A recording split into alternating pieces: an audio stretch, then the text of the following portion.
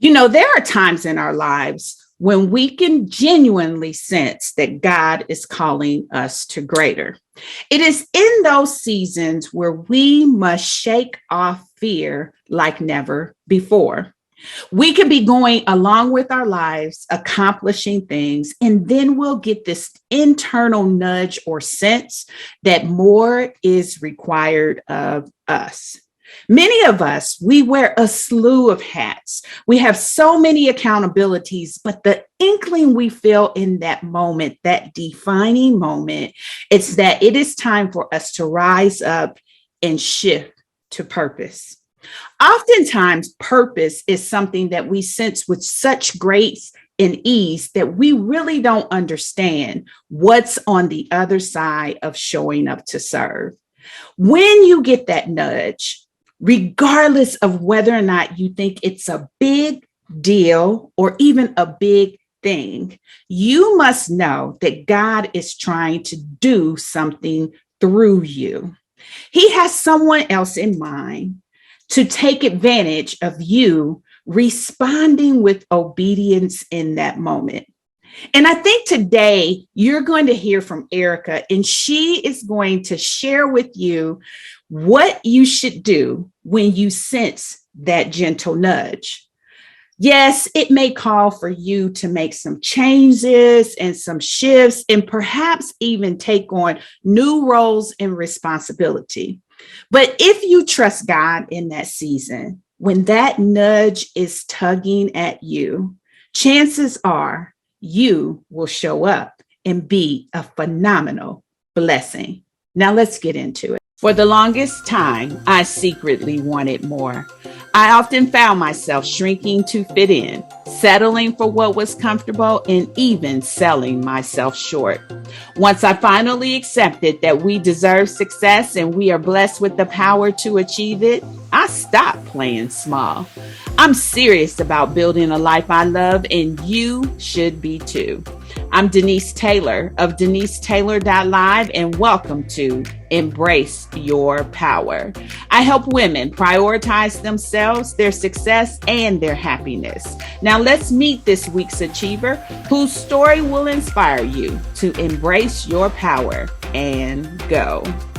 Well, hey there, it's Denise Taylor. You know I am always excited to have you join me each and every week right here on Embrace Your Power. Now, this is the place where you can count on me to encourage you to build a life that you love. I believe that God is divinely inspiring you to something that will fulfill and satisfy you like no other. And when you get that nudge, if you simply would embrace your power, you truly can be, do, have, and achieve anything that you want. Now, whether you are listening to me on Apple Podcasts or Spotify, or maybe you're even watching me on YouTube, I want you to know it is always my honor and privilege to welcome you right here each and every week.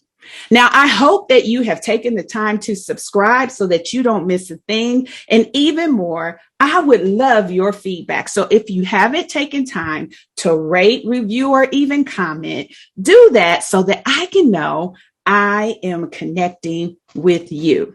Now, this week's guest is one that is going to encourage us in purpose.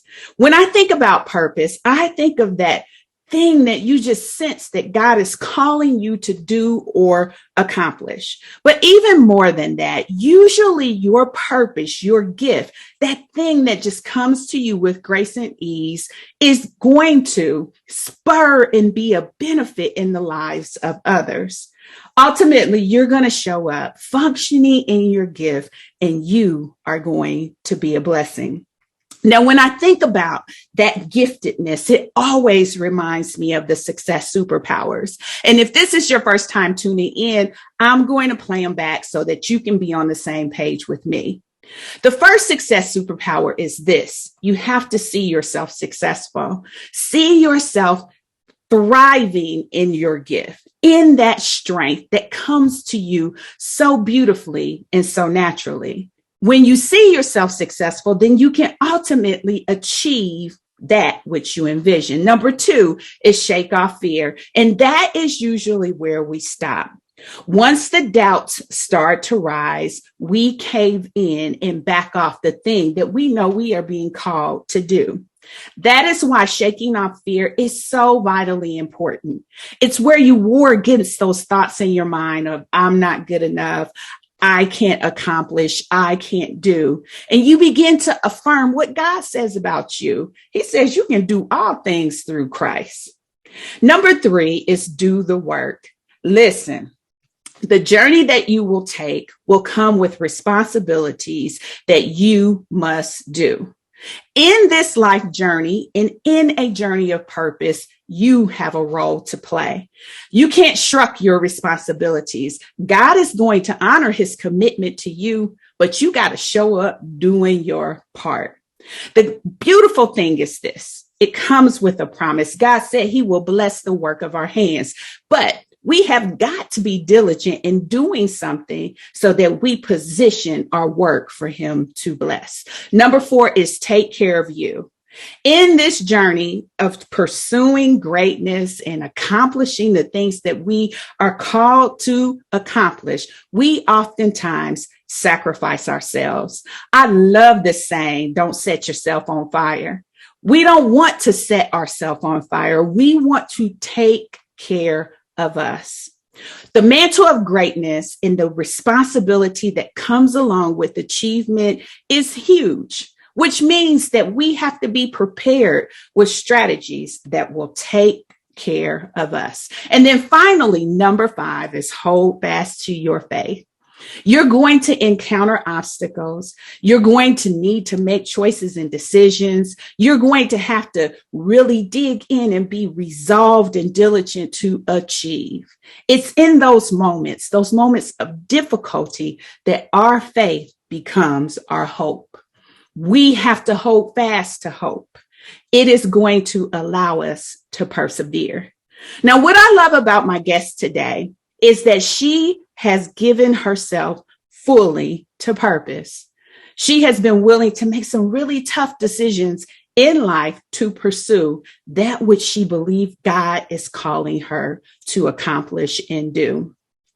Now, I love this saying that Arika has. And Arika is a purpose coach. She's an author. She creates courses and she is a speaker. But more than that, if you haven't tuned in yet, she is a prayer warrior.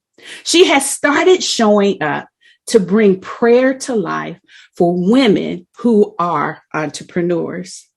One of her phrases, and it's a mantra that I believe is powerful, says, "You are more than the roles you play. You are a woman with purpose." You see, our responsibility is more than a role. It is who we are. And when we give ourselves fully and we trust God to help us on the journey, well, now we can accomplish some amazing things. Listen to this. In the midst of your everyday task of working, cooking, cleaning, taking care of family, have you ever stopped and asked or said to yourself, I know that there is more to me than this? That's where Arika found herself. And she began to make some defining moment choices that she could shift and see herself successful. She could shake off fear, do the work. She could take care of herself and hold fast to her faith as she blossomed in purpose. Let's check in with her now.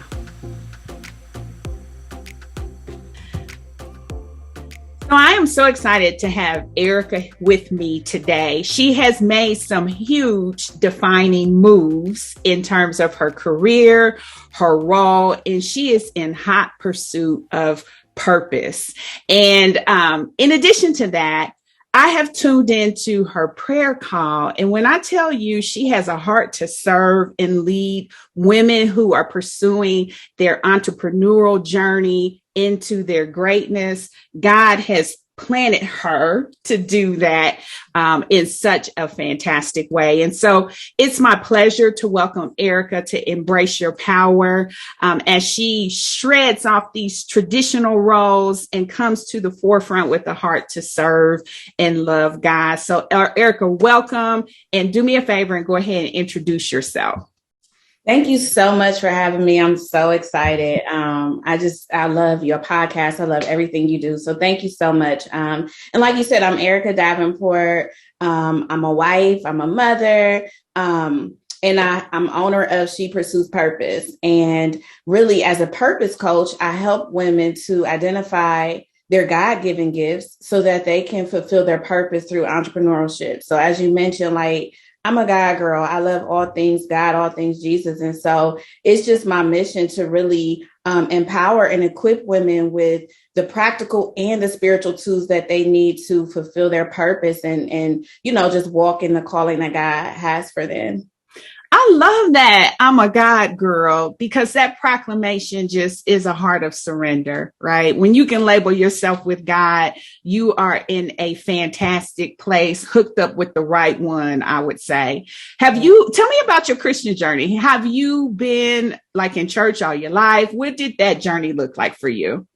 It's so crazy how God will set you up, because I'm not a girl who grew up in church at all. Like, my mom didn't take us to church. I didn't grow up in church, but in high school is where I first got introduced to church. One of my friends at the time, her grandmother went to church, and we just started to go with her grandma, right? And that still wasn't like my walk with God. Like, that was just my introduction to church. And then as I began to get older and have kids, it's like, I think I got saved and baptized when I was pregnant with my first son. But God really had just had this whole system set up for me to be saved before I really recognized what was going on. Like, I remember driving like, why am I always thinking about God? And I'm not saved, but I'm like, why am I always thinking about God? And when I reflect on that, I realize how he had been pursuing me, right? He had marked me. He had been pursuing me from the very beginning. And so he planted a seed of faith through a friend. And from there, it just kind of, grew until I got to this place that I'm at. But I definitely didn't start there.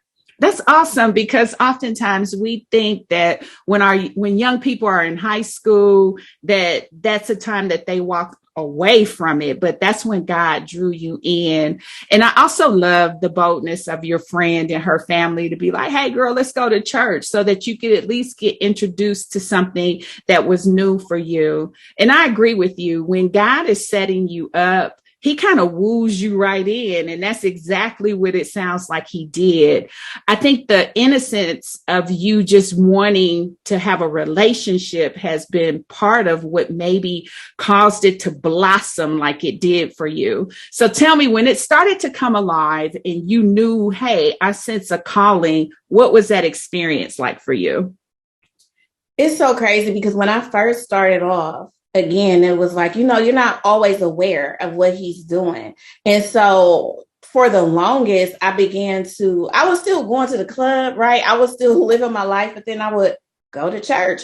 But it just began to be this thing where we just developed a relationship. It's just, I grew up not in church, but my aunts on my dad's side, they're strong and big in their faith. And so sometimes I would talk to them, and it led to me ultimately going to a church that my aunt went to. And I grew there and I joined that church. And it's just like, the more you get to know him, he increases this hunger in you, but you don't even really realize you're hungry, right? But he's feeding you and just, I don't know, watering this seed that he planted long ago. Mm-hmm. And so that's kind of how it started for me. And then, of course, there are times where trials and tribulations, because of high school, I had that seed planted. When things start to happen, like, with my first son, my husband and I, at the time, we weren't married. And so I went through being a single mom for a time, right? So that sometimes can draw you closer to God. Later on in my life, I lost my mom. And so that was also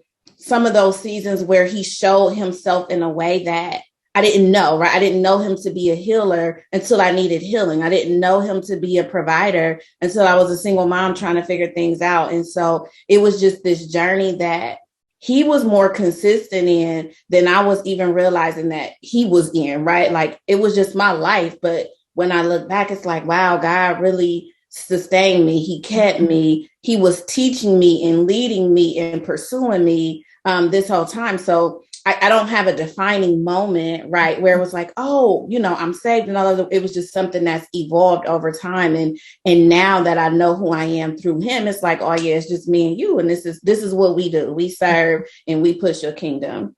Yeah. So what's interesting is while you may not have had one in that journey, you certainly made a choice for a defining moment here recently in your life. And in that moment of surrender, right, where you really showed up and you're like, God, I trust you and I'm all in. You made some choices to change your life. Tell us about that. Yeah. So I think that's where it really started, going back to losing my mom, but I become this wife. I'm a mother, I'm a wife. And during that season, I lost my identity, right? It's like I found who I was, but then I lost my identity. And so I remember just being in my room, like, what am I here for? Like, yeah, I'm a good mom. And yeah, I've come a long way. And yes, I'm saved. And yes, I'm a great wife. But I know that there's more. Like, I know that, and I don't know what that is. So I just started to ask God. I remember reading 1 Corinthians 12 about the gifts. And so, I'm like, God, what have you given me that I can give to your people, right? Like, what can I do? What is my purpose? And it was in that personal pursuit of my own purpose that I realized that God had really been equipping me and preparing me to help women just like me, right? Women who knew, despite having a degree, despite having a great job, despite being a wife and a mom, we were more than that, right? Like, and there was something more for us to do. Yeah, that's part of my calling and part of my purpose, but there was a gap and there was something that I knew that I was missing. And so as I grew closer to him, he began to show me that, okay, yes, you are a wife. Yes, you are a mom, but yes, you are called to build my kingdom, to help women pursue their purpose. You are called to make me known. And so that's when it's like, okay, when I really accepted and embraced my call greater than my roles, is where I really just was like, okay, I'm all in. This is what I know what I'm called to do. And that's when eventually, last year I quit my job because I knew I grew close enough with God to know that this is what I was supposed to do, although it was scary and all the things, right? Like, but he had convinced me over time. And when you know who you are in Christ and when you know what you're here to do, like, it comes with this confidence that, it doesn't even matter. Like, you can do it in spite of being afraid, right? Like he began to show me how to do things and how to move with the fear because I had the confidence in who I am in him. That's so dope. So I love your mantra, and it's obvious that you're all in on it when you talk about pursue purpose and build wealth. I want you to unpack a little bit of that for me, like define what you mean by purpose and define what you mean by wealth. Yes. So purpose to me, there's two layers to purpose to me, right? We all have a universal purpose, and that is to know God and to make him known. And I believe that it's through our gifts, through the talents, through the strengths, through our stories is our unique ability to make him known.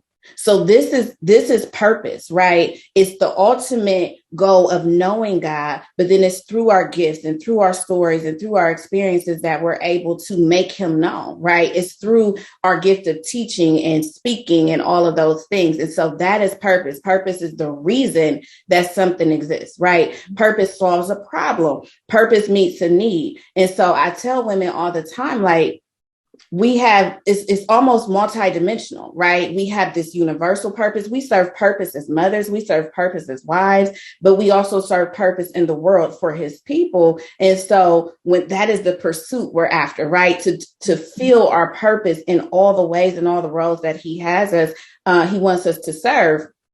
And then wealth to me is not just about money, right? But wealth is about, the joy, the peace, the fulfillment, the meaning, the things that the fruits that he died for us to have, right? Of course, wealth includes, the ability to have financial freedom and live a way that God designed for us to live. But wealth is bigger than money. And so I believe they go hand in hand. When we are pursuing purpose, when we are doing the things and being the things that he's called us to do, we have fulfillment, we have meaning, we have joy, and we bring in profit, right? Like we have all these different things. So to me, that's 1 + 1 = 2, and my goal is to show women that you can live in your gifts, right? You can do the things that you love to do, and you can have wealth. You can have financial wealth. You can have mental wealth. You can have spiritual wealth doing the things that God has created you to do.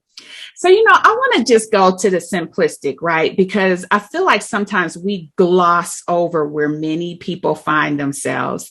When I was looking at your website, I saw this statement and it stuck out to me. And I really think it speaks to the heart of where people are. Mm-hmm. You said, I know what it feels like to wake up each morning wondering what you were born to do. And so when you think about where you were at that time in your journey and your quest, what were the specific things that you began to execute and do that helped you go after understanding purpose for you more when you found yourself in that season? I get that question all the time. And it's so funny. Because I don't have a step-by-step method, right? Mm-hmm. But what I did first, my defining moment for purpose literally was 1 Corinthians 12, when he talked about the different spiritual gifts. And Paul tells us that we have gifts, we're gifted to serve the body, right? And so literally my first question is, what can I do? What can I do to serve God's people? I didn't even say the world. And that's the difference. And that's the difference between being successful in a business versus being successful in your purpose. There are many successful people with successful businesses who are not in their purpose. So for me, it's like, God, what can I do? What skills, what talents, what abilities do I have that will build your body, that will make you known, that will point people to you? And that was the beginning of, okay, then I started a self-exploration journey. I call it like my own spiritual retreat right at home. I did everything that I could do to be inspired, right, by other women of faith. I was going to different local events and business events and just really trying to figure out. But then I really got deep in purpose. And at the time, I wasn't sure that purpose was my lane, but I knew I needed to discover what mine was. So I really began to go deep into purpose and follow people whose ministry was purpose. Miles Monroe, he was like instrumental in me learning about purpose and things like that. But I really believe that once you get the faith part, knowing your God part down, the next step is really to know yourself, because we lose ourselves in our roles. We lose ourselves in the things that we do every day as a mom and a wife, and we forget what I forgot. What I like to do before I had to do all the things, right? Mm-hmm. I began to go back to, okay, Arika, what brings you joy? Like, what do you enjoy doing? What did you do? If you didn't have to cook, clean, and run kids around and do all that, what would you be doing? And really began to explore what you can do that brings you joy first. See, sometimes people think it starts with like external, but I tell everybody purpose is really internal. You have to know yourself, right? And so I went back to doing the things that I forgot I like to do. I forgot I like to read. I forgot I like to write, just simple stuff I just wasn't making time for.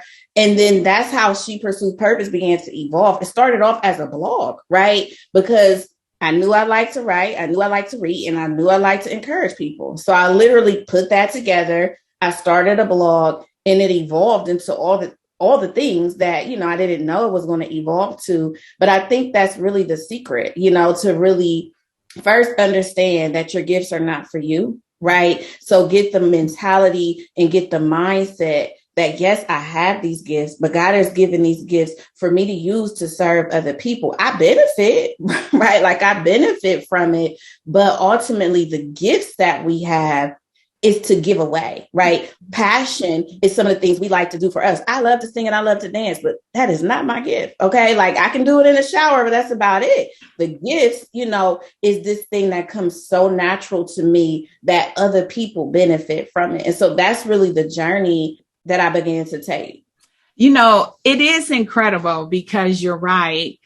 It flows with grace and ease when you begin to operate in it. And the byproduct is you do experience satisfaction and fulfillment from it in a way that the worldly sense doesn't give it to you. And I love how you said, okay, we're called to serve, but it's within this context, right? Because it's in the context of serving God and serving his people and serving his purpose and community and his kingdom that we ultimately get that fulfillment back that is empty until we find it. And I think so many people are looking for it in the world context that they don't begin to understand the fulfillment piece, the satisfaction piece is hooked to really serving within the kingdom. And I do think that what you tapped in there is a silver lining.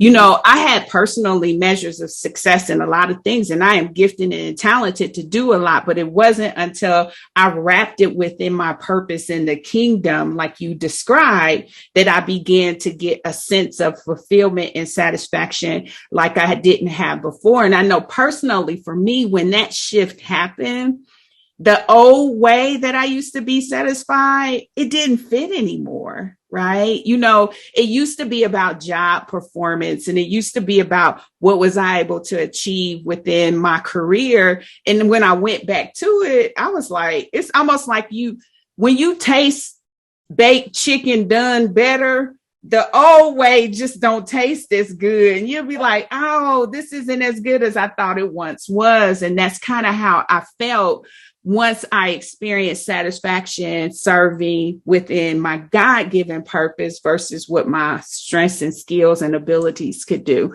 And so I can relate to that 100%.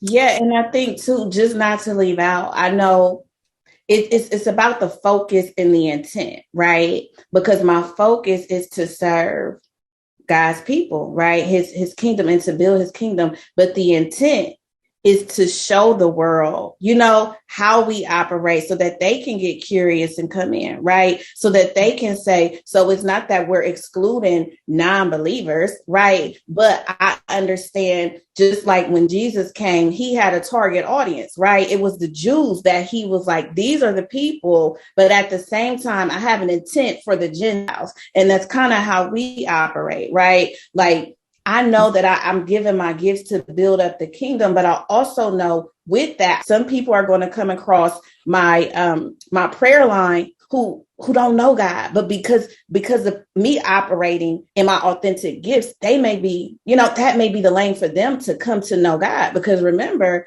the whole goal is to know him and make him known.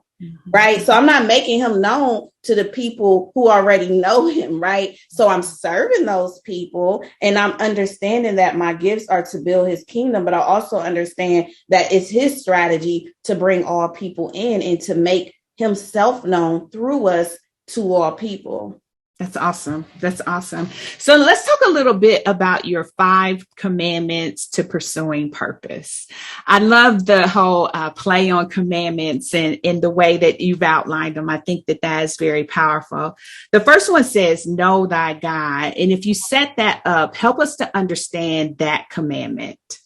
That commandment is all about faith, right? And our foundation. I believe that in order to know your God-given purpose, you have to know the God that gives the purpose, right? And so this is the foundation of everything that we do. Like, this is how I was able to discover my God-given gifts, because I went to the God that gives the gifts. And so when I say know thy God, this is the foundation for what we do, our faith, our identity, understanding who we are in him and what he says that we are versus what the world say or what we think we should be and all those sort of things. So that's all about faith being our foundation. And the next one is know thyself. Help us understand more about that one. Yes, the self is all about what we talked about. discovering who you are, right? Outside of what you do. There's such a difference. And sometimes we confuse that. But knowing yourself is all about being on this relentless, unapologetic journey to know who you are as an individual, right? So it's about self-discovery, self-awareness, self-care, right? All the things self. We cannot fulfill our purpose and not know who we are. We cannot minister to the other needs of people and not minister to ourselves. We cannot pour from an empty cup, right? We hear that all the time. So knowing thyself is really understanding your story, because oftentimes this is where people miss purpose. They don't understand that clues to your purpose are hidden like from the beginning, your childhood, right? What are the things you love to do? And so I take even my clients on this journey of their childhood. Like, you have to just know not even who you are, but who you were, right? Because that impacts, you have to know where you are. You have to know where you're from, where you're coming from in order to know where you're going. And so this is a commitment to be a lifelong learner of yourself and to continue to develop and invest in yourself, because you can't pursue purpose and not know who you are. You know, it's interesting because I will tell you, as I recently made some transitions and shifts myself from a career standpoint, this was the one that probably was the hardest hurdle, because we commingle what we do with who we are. And when you decide that you are going to walk away from what you believe gave a lot of definition to you, you better be willing to take a soul journey to search out more about who you are without that. Okay. That journey is incredible. And I think one of the end results for me was I began to realize that I made that thing. It didn't make me. And for the longest time, I had it twisted in my mind, thinking that it gave me significance. It gave me power, when in reality, I brought all the magic to it, right? And wherever I am, that's where the magic is also. And until you're willing to take that journey to know yourself, not your title, not your role, not even your skills or what you could do, but really earnestly know yourself, you sometimes don't have a clear picture of really who you are. That's right. And that's the thing, like, you know, with even a job, a great job, I tell you can lose your job, right? And if you don't know who you are, when you lose your job, you can lose your identity, right? Like, your do is not your who. You have to know who you are, because you can lose a job, you can lose a title, but you can't lose your gifts. You can't lose your identity unless you don't know who you are. And that's why it's so important that we're constantly learning. And that's why I'm such a huge advocate for therapy, right? Not because you always have to have trauma, but it helps you to understand who you are, why you think the way you think, how you process, how that can benefit other people, right? And so it's so important. And I feel like that's the part, especially as women, that we leave out. Like, we're so willing to pour into other people, but don't take that time to pour and to be one with ourselves. So that's really, really good that you brought that up, because you can lose your identity in these jobs and these roles. And even if they're great, but it's just not who you are. Exactly. So the next commandment is know thy neighbor. Help us understand that one. Yes, to me, this is all about community, right? This is about not only, building a community and being a part of a community, but also knowing what parts of the community that you're called to serve, right? I tell people all the time, your gifts, your skills, your abilities, your story is connected and attached to somebody else. Like, you were called, when it comes to serving, you were called to serve a specific group of people, and that's connected to who you are, connected to your story. And so know your neighbor is all about serving and helping people in your community, people in the lane that you're going to be in. This is all about, from a business aspect, I teach my women, like, this is about the connections and the collaborations and pitching yourself. So that's kind of twofold as well. That's awesome. And what about plan thy work? once you know your God, once you know who you are, once you know who you're called to serve, now it's time to plan your work. Now it's time to begin to strategize. How am I going to serve my gifts? How am I going to fulfill my purpose? How am I going to walk into the thing that God has called me to do? You know, we're told to count the cost before we build our house. This is us counting the cost, right? This is us not just jumping out here, right? But we're creating a strategy. We're creating a plan so that we can do the good work that God has called us to do. That's awesome. That's awesome. And that's a step that, quite honestly, a lot of people stumble over. It's interesting because I'm working with a client who is doing some fantastic things, and we had to kind of pause so that we could begin to plan, right? And I know when you have skill set and ability to make things happen, we jump in and we just start working, and that's the hustle. That's the grind. And I will tell you, when you can get to the point where you're planning, you will see things smooth out for you. And so it's not a practice that I will say I'm religious about doing, if I could say it that way. But I do see the benefits of it now that I'm in a position where I help people to accomplish different things. Is if we can plan it out, we can execute better. Speaking of which, Work Thy Plan is the next one. So tell us about that one. That's all about execution, right? Once we have a plan and a strategy and an idea in place, this is all about implementing and execution, right? In the beginning of my journey, I was what I call an information hoarder. I took all the classes, I did all the courses, but I wasn't implementing, right? Like, I even had the ideas, wrote it on a whiteboard, but it's like I wasn't implementing. And that's often another step where we can become stuck and procrastinate. We're so busy still planning and trying to figure things out that we're not executing, right? I tell people God had a 7-day plan for creation. He planned it out first, and then he said, let there be, right? There was this strategy that he had. And so that's the mindset of, okay, I have a starting place, understanding that purpose evolves, right? Things grow, but I have a plan in place, and now I'm going to execute what I have in place. That's awesome. Yeah, I love the analogy with what God did, because he set it up that way. And the interesting thing, he started right there, right? He let us know that he was working out his plan.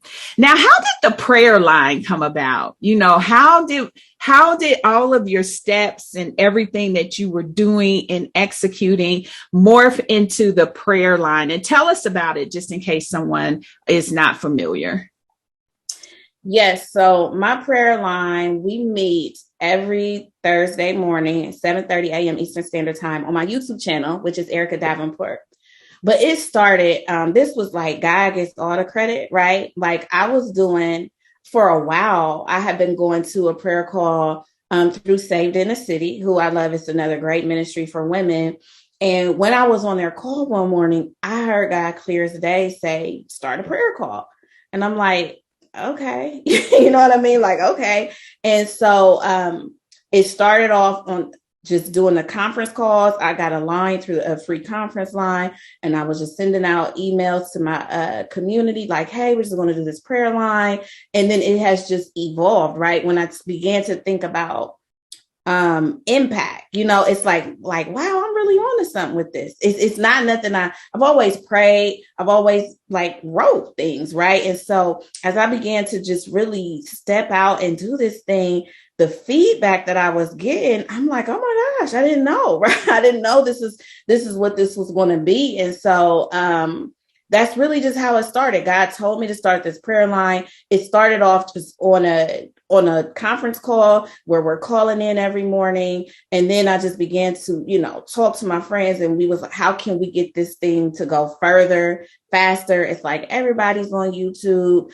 We thought about doing the podcast. So it's like, this is another way, but it has really been a component of my business that I did not plan for, I did not see, but as a result, it has led to clients, right? People's like, I'm on this prayer call. I signed up for your prayer call.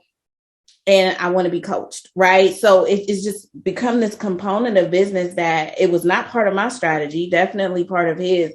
And it's just been beautiful. Like it's been beautiful, not only for the people in my community, but for people who are not in my community, right? There's been results, spiritual salvation results, from some people being on this line and really just being touched by the word of God. And so I'm very grateful, but it was just, again, one of those things where I was obedient and did it. I'm like, okay, Lord. Yeah. And that's exactly where I was going to go with it, because oftentimes, when God drops something that seems as simplistic as that, we discount it, we make excuses, we push it away. You could have never imagined how pivotal your obedience in that moment really was for where you sit today. And you looked at it as just prayer. God looked at it as a door of opportunity, a door of outreach, a door of impact that he was opening up for you. And that's why it's such a great reminder to be obedient in the small things, right? Because we really don't know what he has in store. And if we can just do the thing he is saying do now, he has the next things in mind, like lined up for you, in mind for you. And he has a plan with it that you could not conceive, because I'm sure you would have never thought, oh, this is going to help grow my business. Now, I don't want to say that prayer doesn't help grow your business. That's not what my message is at all. But this is a pivotal part of your entire strategy now. And it's laced with grace. It's laced with prayer, which adds a different component. And so I want to celebrate just that moment of obedience, because even though it seems insignificant, it was huge. It was a huge turning point for you. And it's so crazy because that's the thing. Sometimes, we can be slow as his children, right? Because it just recently, I did a personal exercise, knowing thyself. I'm journaling because it takes a lot to do these prayer lines, right? It takes a lot of work that I didn't recognize it would take. And just to know, because of my lifestyle with God, I already had this routine in place of having a morning routine with God, right? So the prayer line isn't something that I created. I was already in the word in the mornings, journaling the word and praying. I already had, like, during COVID, I started this whole just routine with God where I got up and it became this lifestyle, right? I became hungry for it. And in this, he began to give me all of these revelations. So when he told me to start the prayer call, I had stuff, right? Revelations and ahas and all these things in my journals, not realizing that was going to be used for the prayer line, right? Like, it started off just as my personal growth and my personal time with God. And it's still a discipline that I have. I still get up every morning and I'm reading, I'm praying, and I'm journaling. So the content really is me journaling. Now I can conduct it, I can construct it in a way for the people. And sometimes it's for me and sometimes it's for the people. The things that's for the people is what go on the prayer line. But it just started, again, from knowing thy God and knowing thyself. I know that I need to live a lifestyle of serving, learning, and growing in God. I like to journal. I process through journaling, knowing myself. And as a result, he could say, start a prayer line, and the content comes easy. It takes time, right? But it comes easy because it's what we've already processed in my private time. And so, yes, it took a lot of time, but I really just kind of accepted and embraced how important this is to my business. Because, like you said, not to downplay prayer, but it's like, God, I started a business, like I started a business, and this prayer line takes up a lot of time and a lot of energy and a lot of work that I didn't know that it was going to do. Even moving into a space for greater impact, that requires more time. And now I got to record these videos and I got to do all of this stuff. And, I got to hire people on my team, all of the things. But, now I understand his strategy. And that's the difference. When God is our CEO, like he tells us what to do and we just follow that. And sometimes it's resistance and confusion, but he's showing me, that we can lead with faith. We can lead with prayer and we can still be profitable in our purpose. That's so good. One of the things that I consider and honor is being a part of your expansion strategy. And so when we come back, we'll talk a little bit more about how the podcast services that are offered through Podcast Prep has been able to partner with you to expand the vision and message of your prayer call, ministry, vision, whatever the right name of it is. Now, if you're like me, you are loving this conversation that Arika and I are having. It is stocked with so many nuggets of how to navigate life and be all woman all the way. I love how Arika has embraced her purpose, how she is pursuing it with all diligence, and how she is now rising up to help others do the same. Part of this fits right in line with my whole message around embracing your power and go. And even more than that, I have had the opportunity to work with Arika on her podcast message. You see, the prayers that she is lifting her voice to share weekly on her prayer calls are now being made available on the podcast networks. That's what I love about how we can lift our voice, and we can lift it in our purpose. It was such a pleasure to be able to partner with Arika on her podcast journey for sure. You see, the way that she leverages Podcast Prep, we have managed to fit it into the vision that she had to further her voice for prayer and purpose. I love lifting voices. And man, in this case, we get a chance to permeate prayer.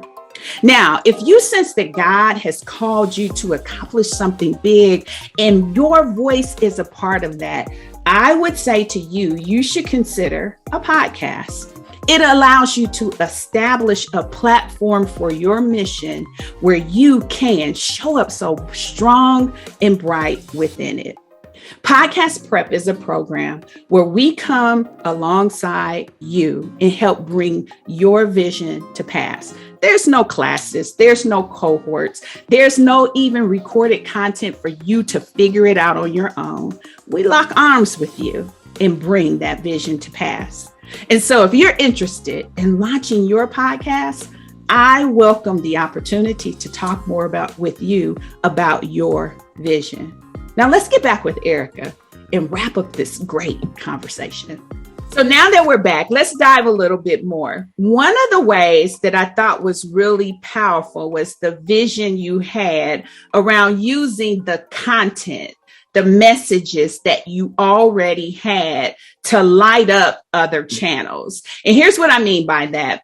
When you and I got connected, you're like, Denise, I have so many great calls saved, and I really would like to use those in the podcast networks so that I could expand and further my reach. And I love the vision of that, right? Because a lot of times people think, oh, I have to start up something new. But I love the fact that you're like, God has already blessed me with so many significant messages that have been impactful. How do we take those and leverage those out across the podcast networks? And so today I'm really excited because we this week are celebrating the launch of the podcast that comes along to expand the vision of your prayer ministry. So now unpack all of that for us, but I'm just so excited to be a part of your team. Thank you. I'm so grateful to have you. It's such a blessing. And yes, like way back when, God gives us this vision, but we have to understand that some parts of the vision is for an appointed time, right? And so I decided long ago, way before the prayer call, that I wanted to do a podcast, right? But then things got busy, life got busy. And I'm just like, it was one of those things that was pushed to the side. So as I'm doing this prayer line and as it's growing and as I'm getting all this great feedback, I'm like, this is good stuff. And like you said, I need to be able to go further, faster. I need to be able to reach more people. Everybody's not on YouTube. Everybody's, not able to show up at this time. I want people to be able to binge listen. And so that's where I was reminded of my desire to have a podcast.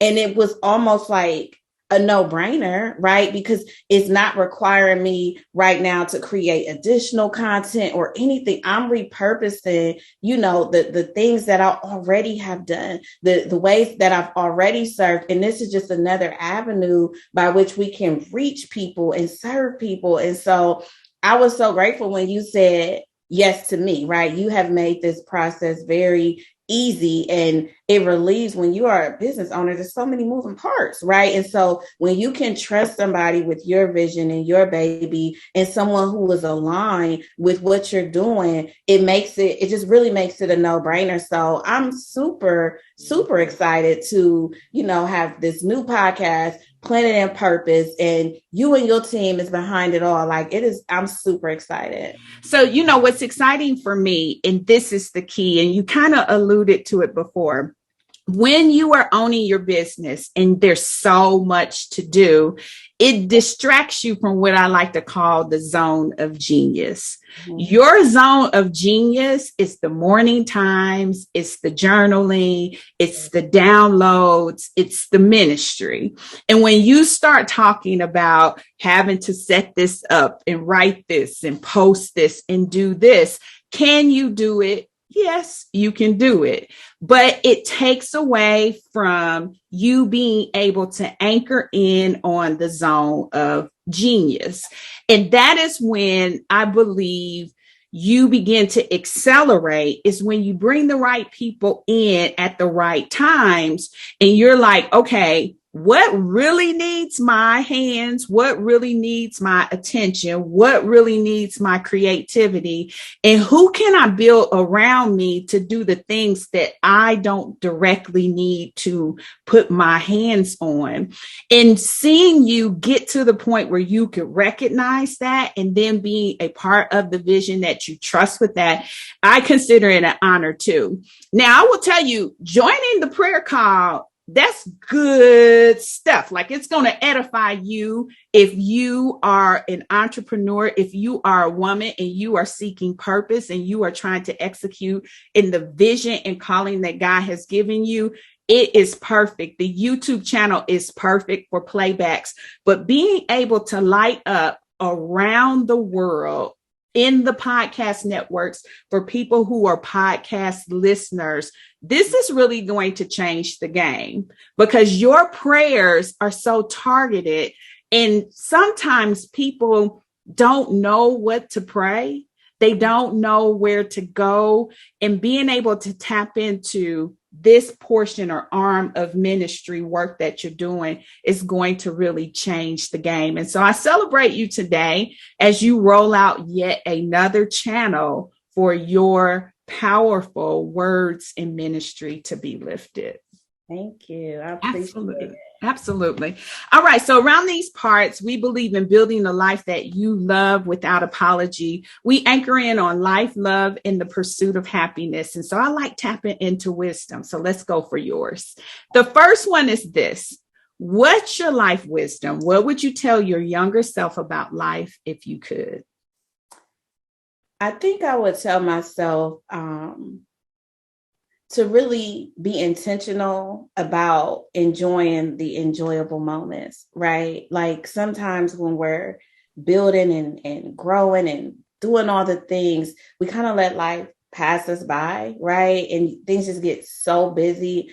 And I would tell my younger self, because I'm sure I missed some moments where I just could have sat in it and enjoyed it and let it be what it was instead of going to the next thing. So that's definitely something I'm more intentional about now, but that would be what I would tell younger self? I think that's a good one, because I know for me, I'm in a season where I feel like God is like, calm down, girl, where I'm finding joy in taking walks. I'm finding joy sitting on the bench in the breeze just blowing, and not being in the hustle and bustle of what's the next thing to do, what's the next place to be, but really finding the calm. And so I can relate to that, right? Being present in the moment and not always being so uptight about everything, because it used to be a period where I'd be like, pick that up, move that here. Still practice, but I've definitely loosened up. Absolutely. And even my girls, they were like, well, I know. And I was like, it's okay. It's all right. I'm just not as uptight as I used to be. And so I can relate to that life wisdom for sure. All right. Love wisdom. What would you tell your younger self about love if you could? I would tell my younger self to learn to love myself first, right? Like, I think we make mistakes in relationships and decisions because we don't really love ourselves. And I'm such on this deep self-love journey, right? Like, and I think when you truly know yourself and love yourself, you attract the people, who can know and love the real you, right? Because if you're not whole and you're not complete, then it's likely that you're going to attract someone that's not necessarily, that doesn't really have the capacity to know the real you, because you don't know the real you. And so I think, when it comes to love, it's just taking that time to love yourself first, because not only will you be loved better, but you can love better, so. Absolutely. That is such a great nugget, because we definitely attract what we give off. Yeah. And if you're looking like, why does this always seem to be, you need to go back and really do some self-examinations. Now, I will tell you, Arika, I am intrigued about your date days. Yes. So tell us about your date days. Pause on my questions, because I do think that fits in with this whole perspective of love yourself. It absolutely does. Love yourself and knowing yourself. And this is something that I was taught by default, right? It's not like I didn't wake up like this, but it's through, ups and downs of marriage, right? Ups and downs of life that I realized, like, Arika, can't nobody love you and bring joy to you. Anything that a human can bring you is extra, right? But it's your perspective. It's your time with yourself. It's what makes you feel good, that helps you to show up as a better mom and show up as a better wife. And so I've committed Fridays. I call it My Day Fridays, where I date myself, right? Yes, I date my husband. Yes, my husband buy me flowers, but I date myself and I buy me flowers because I love me, right? I didn't always know me. I didn't always love me. And so now I look forward to dating me. I look forward to taking that time. And sometimes that just may be going to a movie, or something simple, but something that makes me feel good, something that rejuvenates me, that refreshes me. And I like trying new things with me. And so it's just another way of loving myself and being committed to me, right? And setting the standard for me. Like, I love me, you got to love me. And so it's really all about, again, just loving myself and remembering that anything that comes from a human is extra. And I appreciate it more, but I don't need you to be happy. I don't need a human to be happy. You can make me happier, right? But it's just one of those things where it helps me too, because sometimes I can get short. We got all the things to do. And I realize, like, Arika, you low on your self-care, just stop, because I can go and go and go and go. And so it just kind of helps me. It just pours my cup back up, for real. Like, it just really helps me to rejuvenate and just step away, take off all the hats and do something that makes me feel good. I think it's powerful. And it also, especially because you are in a boy home, right? You surrounded by me.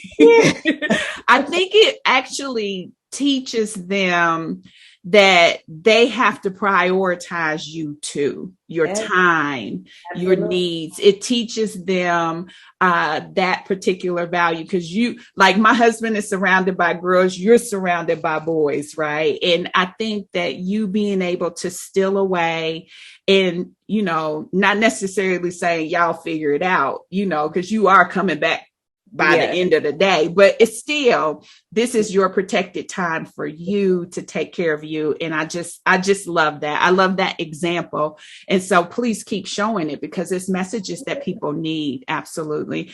So finally, the last wisdom is this. What's your happiness wisdom? What would you tell your younger self about happiness if you could?